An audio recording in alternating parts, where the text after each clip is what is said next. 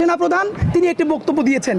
তিনি বলেছেন সেনাবাহিনীকে এত দ্রুত চাপ দেওয়া উচিত হবে না, নির্বাচিত সরকার এসে এইগুলো ঠিক করবে।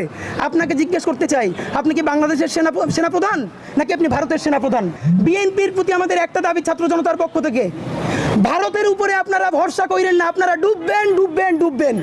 ইন্টারপোলের রেড অ্যালার্ট জারিকৃত সন্ত্রাসীকে আসিফ নজরুল সাহেব কোন কারণে তাদেরকে মুক্তির বন্দোবস্ত করতে পারেন?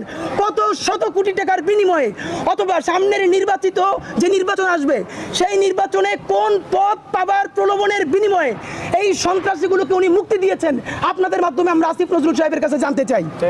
বন্ধুরা আমার, আপনাদেরকে গভীর উদ্বেগের সাথে আমরা জানাচ্ছি, ইতিমধ্যে আপনারা দেখেছেন যে লীগের যে ডিভিশন, আপনাদের মাধ্যমে আমরা স্পষ্ট দাবি জানাতে চাই, 2014 ইলেকশন অবৈধ, 18 ইলেকশন অবৈধ, 24 ইলেকশন অবৈধ।